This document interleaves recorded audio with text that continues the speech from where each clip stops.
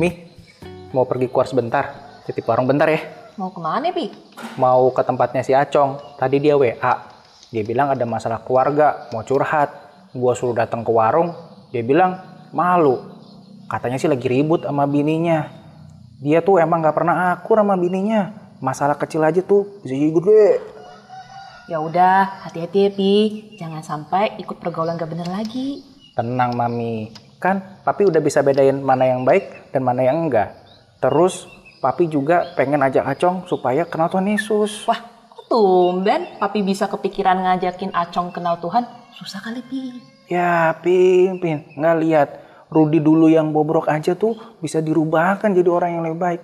Dan suamimu nih yang ganteng tapi oban gini juga bisa dirubahin jadi orang yang lebih baik. Kan lu sendiri yang bilang, bagi Tuhan nggak ada yang mustahil. Udah. Sono deh pergi temuin Acong. Moga-moga melalui elu Acong juga bisa kenal Tuhan ya.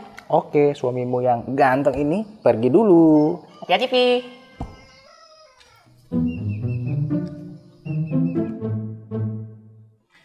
Cilani, tumben Ci kesini. Mau belanja apa? Hari ini gue gak mau belanja. Gue mau nyari si Aseng. Mana dia? Dia tuh habis keluar tadi. Ngapain nyari laki gue, Ci? Itu loh, si Aseng kok sekarang udah gak pernah ikut ngumpul sih? Sama laki gue si Acong, sama temen-temennya. Apa gara-gara dia udah ke gereja? Apa karena ke gereja dia jadi bener ya? Kalau iya, mau dong bilangin si Aseng. Ajak tuh si Acong laki gue, biar jadi bener. Ci, orang kalau ke gereja kagak nyari Tuhan, gak bisa bener juga, Ci. Justru yang bikin orang bener itu adalah pengenalan akan Tuhan. Gini, Ci, kita kan sama-sama manusia berdosa ya, yang udah gak ada harganya ini. Harusnya kan dibuang ya sama Tuhan. Tapi malah Tuhan pungut jadi anaknya. Dosa kita nih yang berjibun itu ditebus semuanya sama Tuhan. Hubungan kita dengan Tuhan dipulihkan. Jadi kita dikasih hidup yang baru di dalam Dia. Gitu, Ci. Apa Tuhan mau terima gue dan Acong yang penuh dosa ini? Gue sama dia tuh setiap hari ribut mulu. Pusing gue. Gue gak tahu sampai kapan keluarga gue begini terus. Cilani, Tuhan itu sayang banget sama lu. Juga sama Acong suami lu. Justru Tuhan ke dunia buat nyari orang yang sakit. Ya deh, gue pikir-pikir dulu ya. Tapi gue mau pulang dulu ya, mau masak. Tapi kapan-kapan boleh ya main sini lagi. Boleh dong. Soalnya ngobrol sama lu kok jadi adem gitu sih. Ya, lo masak dulu aja sono, buruan. Ntar kalau udah kelar, balik sini lagi. Boleh curhat, dijamin adem deh. Bisa sambil nyemil-nyemil juga di sini. Thank you ya. Yuk, makasih Ciapin, bye. Dah, Cilani.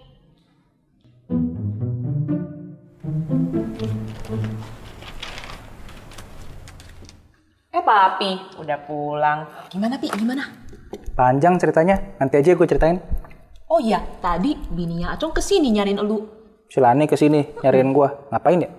Dia nanya sama gue, kenapa elu udah kagak pernah ikutan Acong ngumpul-ngumpul lagi? Apa karena elu udah ke gereja? Gitu katanya. Tadi si Acong juga nanya begitu sama gue. Apa yang bikin gue berubah? Ya gue ceritain aja apa yang bikin gue mau percaya dan terima Tuhan Yesus. Semoga Acong bisa dimenangkan ya. Gue jadi pengen doain Acong tiap hari supaya dia bisa selamatkan. Karena cuma Tuhan yang bisa nyelamatin dia sama keluarganya. Iya, Pi. Gue juga jadi pengen doain Cilani tiap hari. Biar dia juga bisa dimenangkan. Kita doain sama-sama ya. Karena bagi Tuhan gak ada yang mustahil. Kalau orang kayak gue aja bisa selamatin, Acong sekeluarga juga pasti bisa diselamatin. Karena Tuhan kita Tuhan yang Maha Pemurah. Amin. Minyak udah di stok? Udah, ini udah gue catat nih. Tuh, lihat. Udah kan? Sip, aman.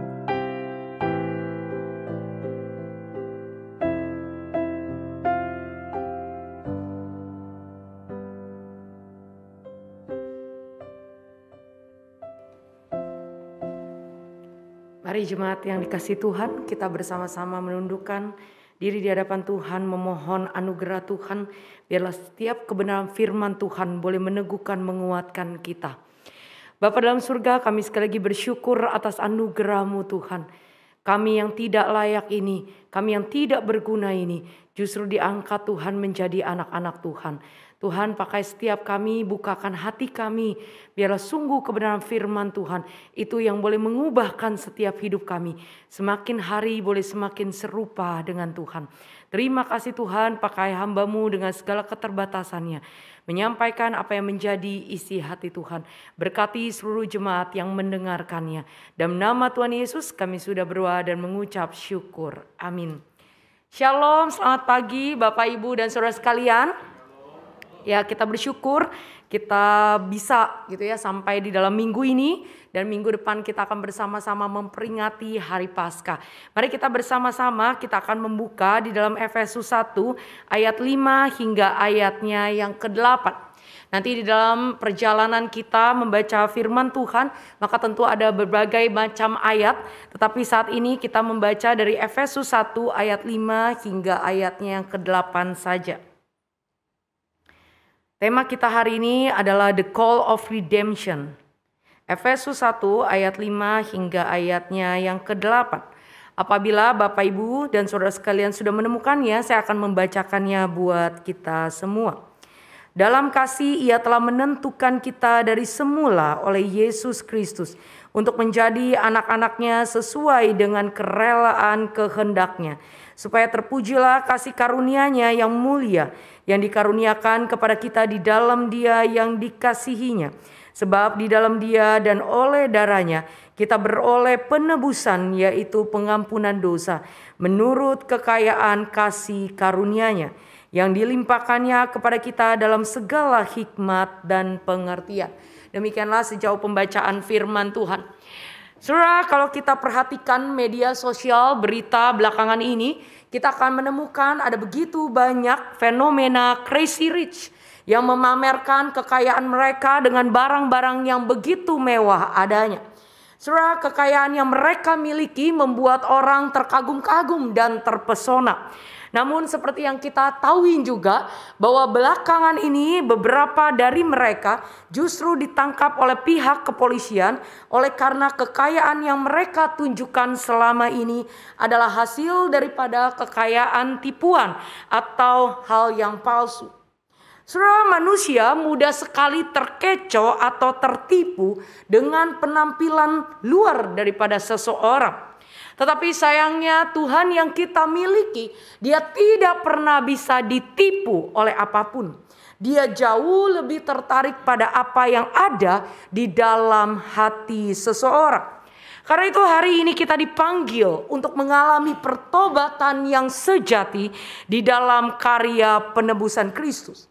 Oleh sebab itu, panggilan penebusan seharusnya menyadarkan setiap kita akan status sebagai milik Kristus, mengalami indahnya hidup dalam pertobatan setiap hari, dan menggerakkan setiap kita untuk memberitakan Injil.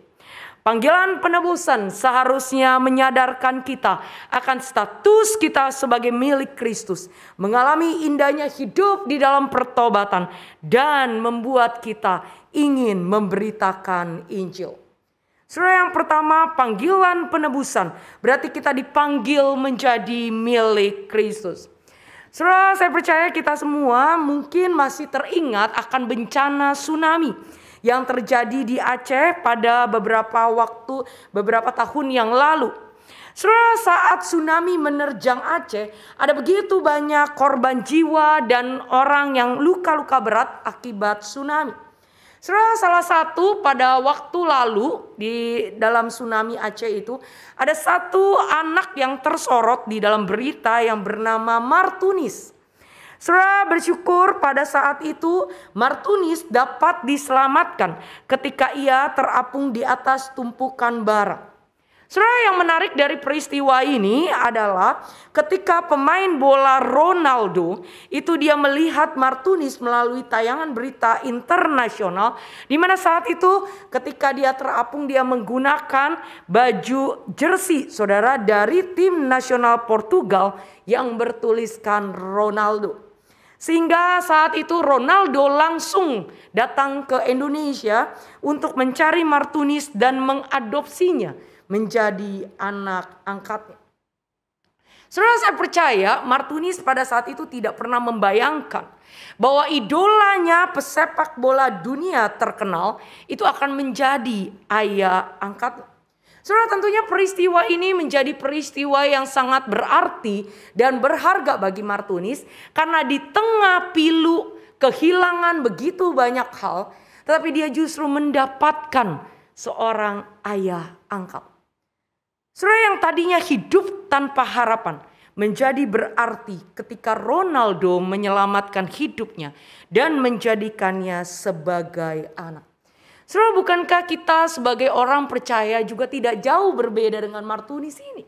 Kita pun adalah orang-orang yang beruntung. Kita yang hidupnya tanpa pengharapan dahulu, tetapi justru Tuhan jadikan kita berarti.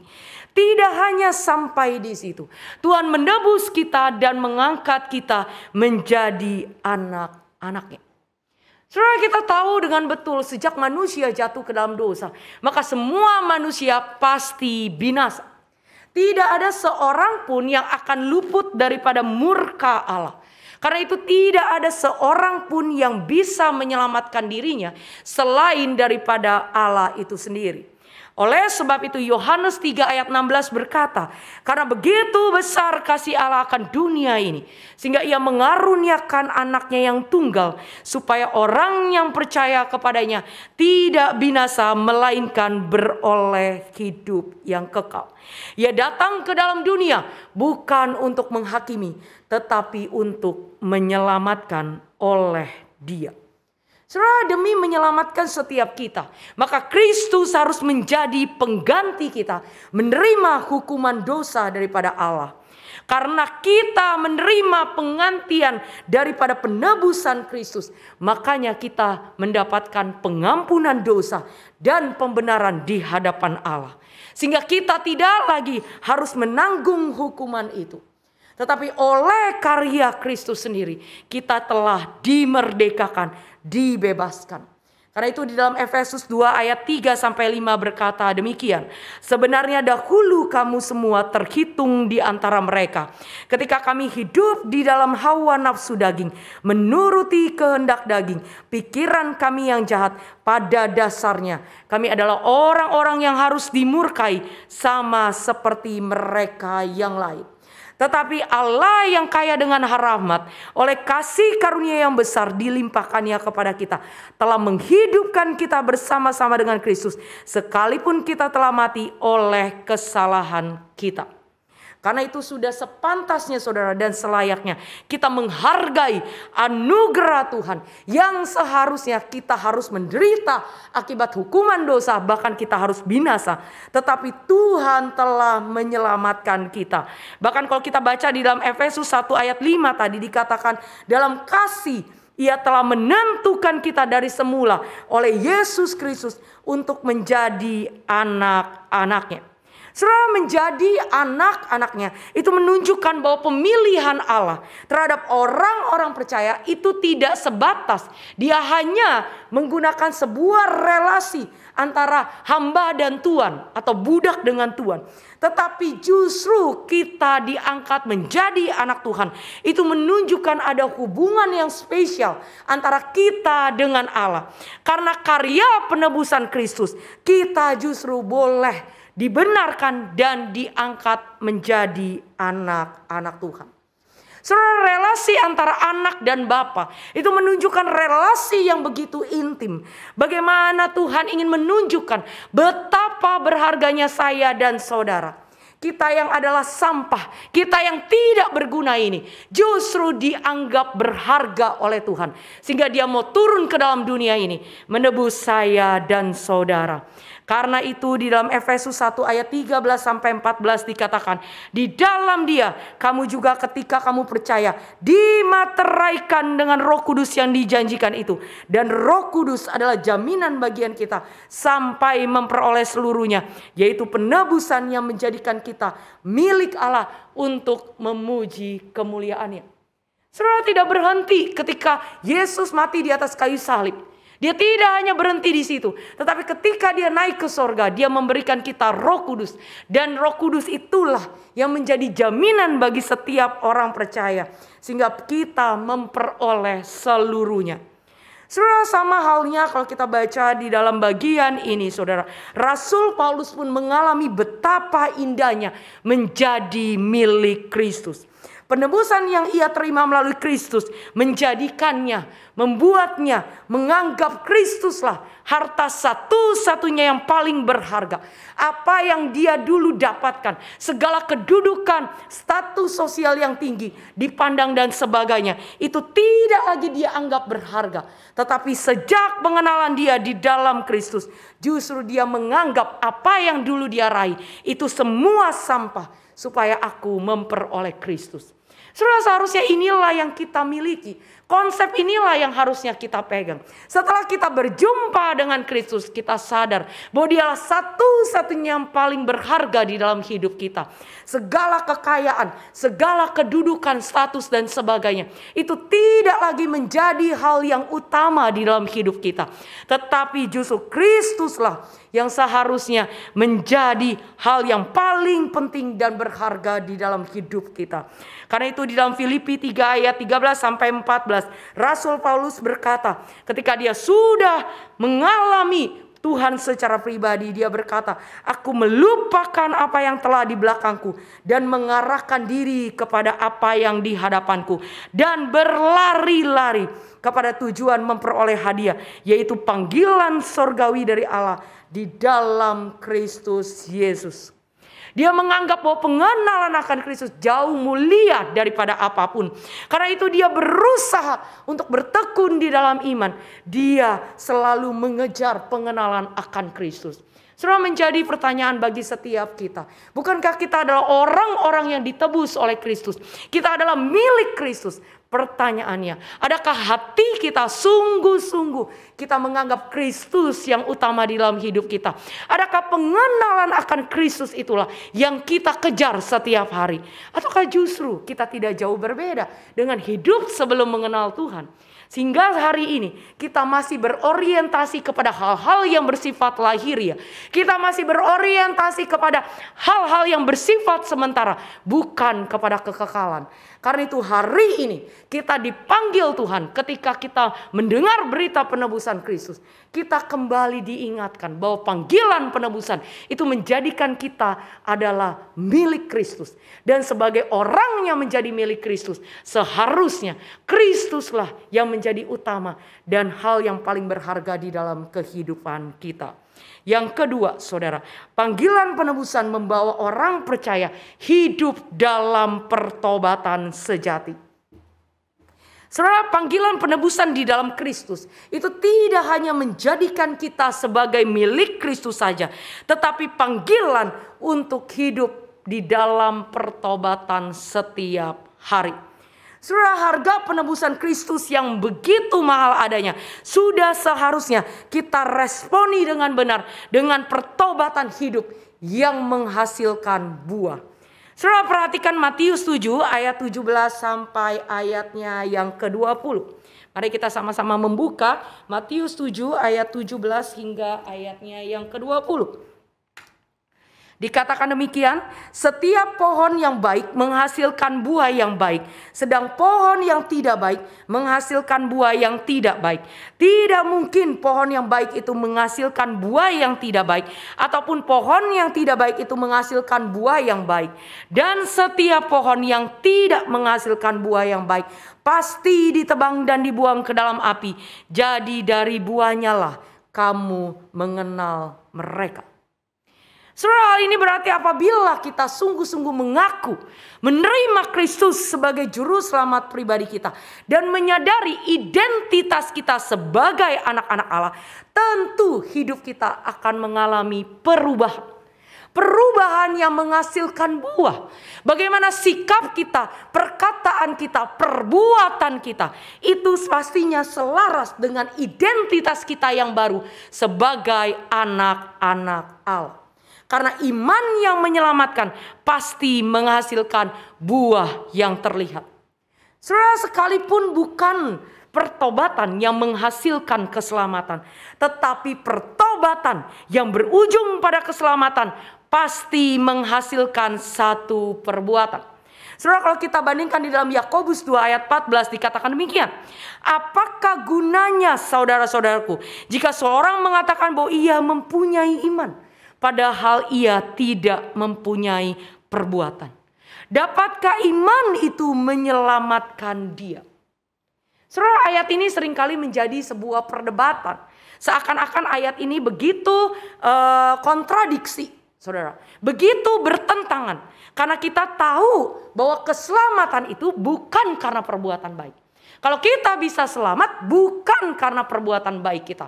Karena kita tahu manusia kecenderungannya setelah dia jatuh dalam dosa itu pasti tidak melakukan perbuatan baik. Saudara yang terkasih dalam Tuhan, karena itu apa maksudnya ketika Yakobus berkata, apa gunanya saudara-saudaraku jika seorang mengatakan ia mempunyai iman, padahal ia tidak mempunyai perbuatan. Saudara, kalau kita lihat konteksnya, maka Yakobus di dalam bagian ini sedang menyoroti bukti daripada iman itu sendiri. Jadi kita sadar betul bahwa keselamatan semata-mata karena anugerah Allah. Dan kalau kita sudah diselamatkan, kita sudah menerima Kristus, maka perbuatan baik itu seharusnya menjadi bukti daripada iman itu sendiri. Apabila orang benar hidup di dalam iman, oleh iman, maka buahnya pasti bisa dilihat dan dirasakan oleh orang-orang di sekitarnya melalui perbuatannya. Jadi bukan perbuatan yang menyelamatkan kita, tetapi sekali lagi perbuatan menjadi bukti yang nyata dari iman kita. Saudara, ada banyak orang ketika dia mengaku percaya dia adalah orang Kristen, tapi berapa banyak justru kehidupannya itu justru membuat orang-orang di sekitarnya menderita dan bukan mengalami damai sejahtera. Saudara, kehidupan kita apabila kita sungguh percaya kepada Kristus, seharusnya Kristus itulah yang mengubahkan setiap kita. Hidup yang dulunya itu bergelimangan di dalam dosa, itu seharusnya kita menjadi berbalik, sikap tingkah laku kita mengalami perubahan hidup. Karena itulah bukti daripada iman kita. Kalau kita bilang kita mengaku menjadi anak Tuhan, harusnya hidup kita, perkataan kita, perbuatan kita itu harusnya selaras, serasi dengan identitas kita sebagai anak Tuhan. Saudara, apabila hidup kita itu tidak selaras dengan identitas kita, maka tidak mengherankan saudara, ada banyak orang-orang tidak mau percaya kepada Kristus. Karena apa? Karena melihat hidup kita tidak memuliakan nama Tuhan. Hidup kita itu seakan-akan bukan milik Tuhan. Hidup kita tidak jauh berbeda dengan orang-orang yang belum percaya. Saudara yang terkasih dalam Tuhan, saya begitu banyak mendapatkan gitu ya, ketika kita di dalam konseling, ada begitu banyak pasangan suami istri. Ketika sang istri berkata, oh ya suami saya memang terlihat rohani di gereja, tetapi begitu nyampe di rumah seakan-akan seperti iblis. Saudara, ada berapa banyak orang Kristen di luaran kelihatan bagus, di luaran kelihatan rohani, tetapi di dalam kehidupan sehari-hari tidak menunjukkan sebuah pertobatan. Banyak para ayah ketika berhadapan dengan anak-anaknya begitu kasar, memukul, sedikit salah langsung dipukul. Dan berapa banyak ibu-ibu yang begitu aktif pelayanan, tetapi di rumah tidak pernah menghargai suaminya. Di dalam kata-katanya mengeluarkan perkataan-perkataan kasar yang merendahkan suaminya. Saudara yang terkasih di dalam Tuhan, seorang yang menjadi milik Kristus seharusnya pengenalan akan Tuhan membuat dia semakin hari semakin berubah seturut apa yang telah dia imani. Seharusnya semakin hari dia semakin serupa dengan Kristus. Bukan justru hidupnya stuck saudara. Tapi seharusnya mengalami perubahan yang membuat orang-orang di sekitarnya itu menjadi nyaman. Dan bahkan melihat ada kasih Kristus yang nyata di dalam kehidupan orang tersebut. Sehingga dia rindu untuk percaya, mengenal siapakah dia. Sama seperti kalau kita melihat drama tadi. Ketika ada perubahan hidup daripada tadi gitu ya. Si Acong gitu ya, berharap dia juga. Dia mengalami perubahan hidup. Sama seperti yang sudah didramakan tadi. Ketika kita mengalami perubahan hidup, tentu orang-orang di sekitar kita akan bisa merasakan dan melihatnya. Dan mereka akan bertanya, bagaimana mungkin bisa seperti ini? Sehingga kita bisa menceritakan bagaimana Allah yang begitu luar biasa telah mengubahkan sampah menjadi seseorang yang begitu luar biasa hari ini. Setelah itulah seharusnya kita menjadi duta-duta Kristus lewat perkataan perbuatan kita. Itu menunjukkan siapakah Kristus di dalam kehidupan kita. Karena itu saudara, Rasul Paulus di dalam 2 Korintus 5 ayat 17 berkata, jadi siapa yang ada di dalam Kristus, ia ada ciptaan baru, yang lama sudah berlalu, sesungguhnya yang baru sudah datang. Saudara, NLT menerjemahkannya dengan menarik bahwa kata di dalam Kristus itu lebih tepat diartikan sebagai kata milik. Who belongs to Christ has become a new person. Saudara, kalau kita tidak mengalami perubahan hidup, itu menjadi sebuah pertanyaan kita. Apakah kita sungguh-sungguh adalah anak-anak Tuhan? Apakah kita sungguh adalah milik Kristus? Karena seharusnya anak-anak Tuhan, orang yang menjadi milik Kristus, seharusnya hidupnya selaras dengan identitas. Saudara, karena itu pertobatan kita tidak lain untuk menjadikan setiap orang percaya untuk memiliki hidup yang baru, semakin serupa Kristus, seperti yang dikatakan di dalam Roma 8 ayat 28 hingga yang ke-30. Mari bersama-sama kita membaca Roma 8 ayat 28 sampai 30. 1, 2, 3. Kita tahu sekarang bahwa Allah turut bekerja dalam segala sesuatu untuk mendatangkan kebaikan bagi mereka yang mengasihi Dia, yaitu bagi mereka yang terpanggil sesuai dengan rencana Allah.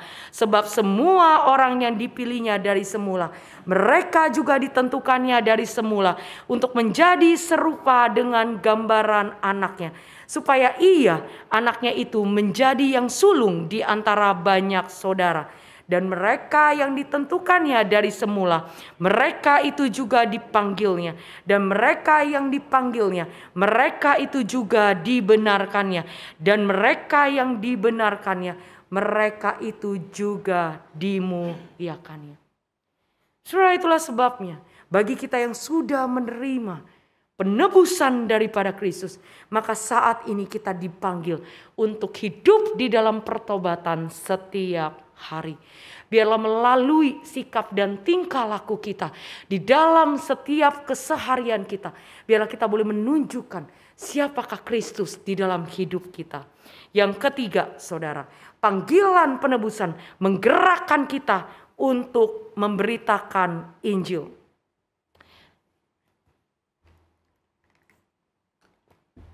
Saudara, ketika saya mempersiapkan bagian ini, saudara, saya teringat akan sebuah peribahasa, saudara, yang mengatakan bahwa orang tua adalah orang yang sudah banyak makan asam garam, ya. Mungkin dari sini, kalau yang pagi saya melihat ya banyak kaleb-kaleb di sini, gitu ya. Pasti kita sering ngomong gitu ya, wah, mami ini udah banyak deh makan asam garam gitu ya. Apakah maksudnya artinya kita makan garam gitu ya setiap hari? Enggak juga gitu ya. Walaupun iya sih ya sedikit gitu ya mungkin di dalam makanan. Tapi bukan artinya kita berlimpah ya tiap hari makan garam banyak gitu ya. Bukan, saudara ya. Tetapi orang yang berkata, orang tua gitu ya, sering mengatakan bahwa saya sudah banyak nih makan asam garam. Itu artinya mereka yang sudah berpengalaman gitu ya. Mereka yang sudah gitu ya menjalani hidup lebih dulu, yang sudah mengetahui banyak pengetahuan atau pengalaman lebih dahulu gitu ya, dibandingkan orang-orang yang jauh lebih muda. Saudara, tentunya kenapa sih orang tua tuh sering ngomong seperti itu gitu ya. Yuk dengerin mami nih ya atau papi nih ya, itu tuh sudah makan asam garam. Dia berharap bahwa kesalahan di masa lalu atau sesuatu yang tidak baik di masa lalu itu tidak terulang lagi di generasi berikutnya. Bener ya? Makanya kenapa selalu bilang, dengerin nih ya, dengerin mami, dengerin oma, opa gitu ya, kalau ngomong sama cucu-cucunya ya. Kita nih udah makan asam garam, udah banyak pengalamannya. Jadi kalau kamu gak hati-hati dengerin nasihatnya gitu ya, kamu bisa jatuh lagi ke lubang yang sama, kurang lebih kayak gitu ya. Saudara yang terkasih dalam Tuhan, sama halnya dengan Rasul Paulus, saudara. Ketika dia sadar bahwa satu-satunya jalan keselamatan itu hanya di dalam Kristus, dan dia sudah mengalami dulu, ya, dia udah tahu kebaikannya menerima Kristus, dia sudah mengalami hidup yang diubahkan oleh Kristus, maka dia bilang, ya, kalau kita baca di dalam Filipi 3 ayat 17 sampai 19, dia bilang kepada jemaat, jangan sampai ya kamu itu gitu ya, istilahnya jatuh gitu ya, tidak mendengarkan nasihat dia. Dia bilang, saudara-saudara, ikutilah teladanku dan perhatikanlah mereka yang hidup sama seperti kami yang menjadi teladanmu. Karena seperti yang telah kerap kali kukatakan kepadamu, kunyatakan pula sekarang sambil menangis. Banyak orang hidup sebagai seteru salib Kristus. Orang yang melawan gitu ya, yang berbalik daripada salib Kristus. Kesudahan mereka adalah kebinasaan. Tuhan mereka ialah perut mereka. Kemuliaan mereka adalah aib mereka. Pikiran mereka semata-mata tertuju kepada perkara duniawi. Karena itu janganlah hidup di dalam kesia-siaan lagi. Seperti itu kurang lebih Rasul Paulus mau ngomong. Aku nih sudah ngalamin loh. Hidup dulu aku punya segalanya, tetapi itu semua sia-sia. Gak ada gunanya. Tetapi ketika aku mengenal Tuhan, aku mengalami Dia secara pribadi, inilah yang paling berharga. Jangan kamu sia-siakan, jangan kamu tinggalkan Kristus. Seperti itu yang sebenarnya diungkapkan oleh Rasul Paulus. Seperti orang tua berharap selalu anaknya hidup jauh lebih baik daripada kita. Benar bukan? Kita gak mungkin berharap anak kita hidupnya lebih sengsara daripada kita. Gak mungkin. Nah, Rasul Paulus kepada jemaat pada saat itu, jemaat Filipi, dia sama seperti seorang bapak yang lagi menasehati anak-anaknya. Aku udah ngalamin loh kesia-siaan. Karena itu, janganlah engkau hidup di dalam kesia-siaan, tetapi hiduplah di dalam Kristus. Dan hidup di dalam Kristus itulah seharusnya mengubahkan kehidupan kita. Dan kehidupan yang diubahkan itu seharusnya membuat orang-orang di sekitarnya itu mengenal siapakah Tuhan yang hidup itu. Siapakah Tuhan yang mampu mengubah diri saya yang degil? Siapakah Kristus yang mampu mengubah sampah seperti saya menjadi sesuatu yang indah seperti hari ini? Saudara yang terkasih dalam Tuhan, karena itu Rasul Paulus berkata di dalam Roma 10 ayat 1, saudara-saudara, keinginan hatiku dan doaku kepada Tuhan ialah supaya mereka diselamatkan. Saudara, berapa tahun kita mengikut Tuhan?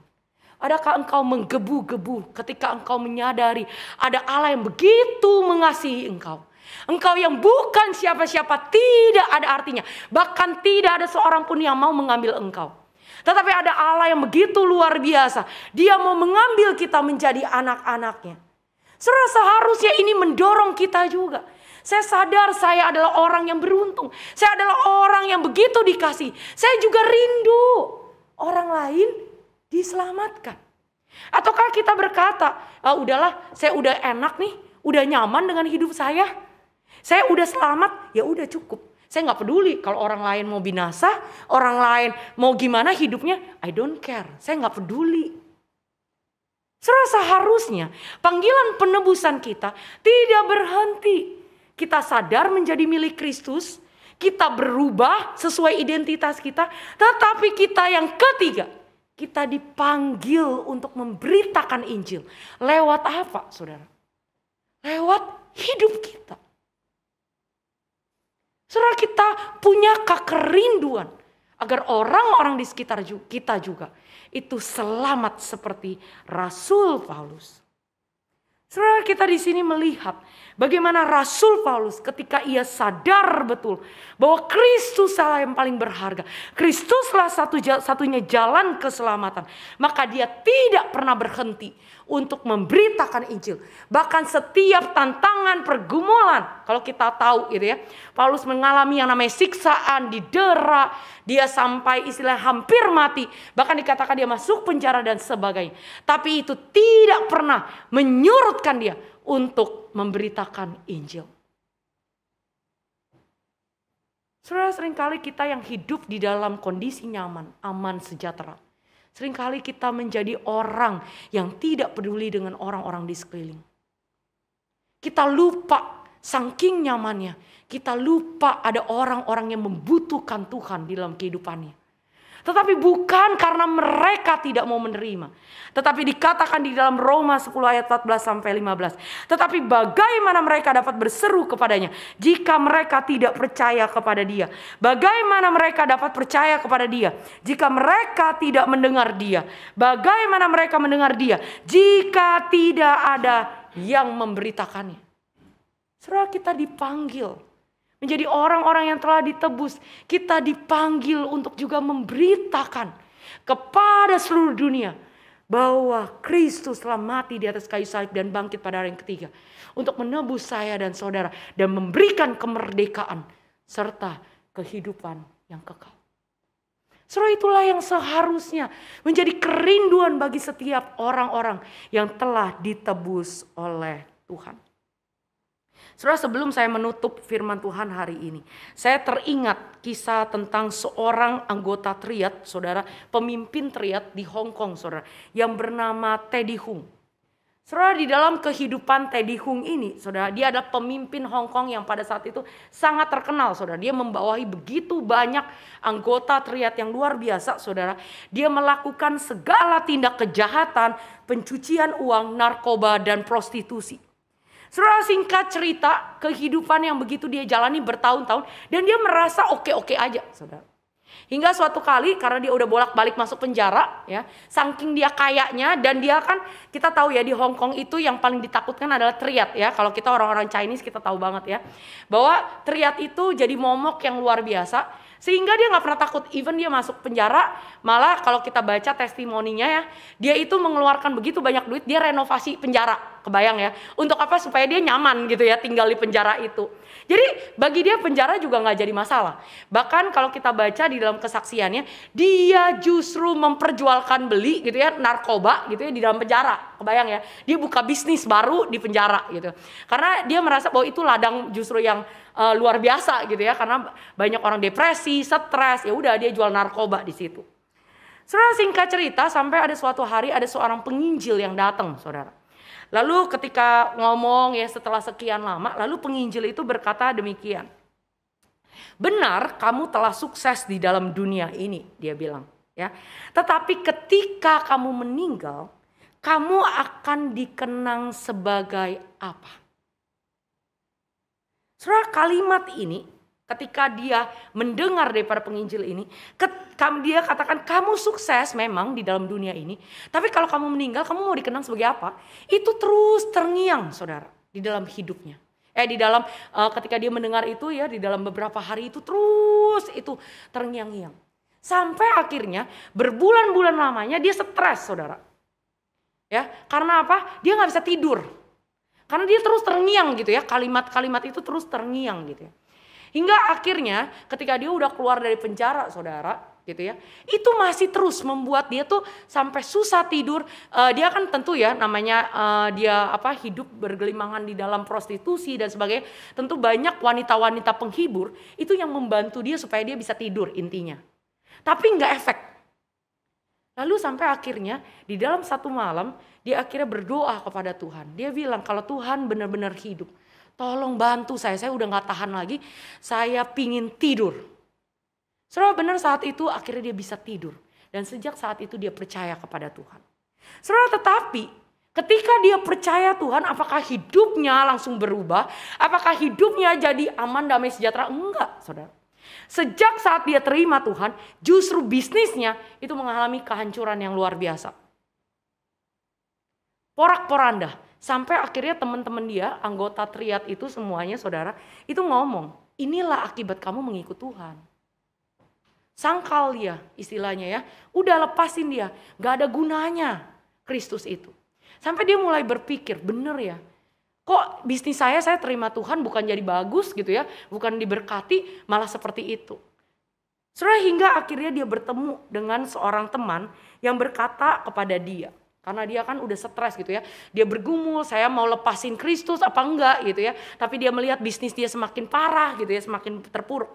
Lalu seorang teman berkata kepada dia, oke, di tengah pergumulan dia bilang, oke, kalau kamu mau terusin bisnis ini, saya ada satu pertanyaan. Kalau kamu punya anak, kira-kira kamu izinkan enggak anak kamu masuk di dalam bisnis ini?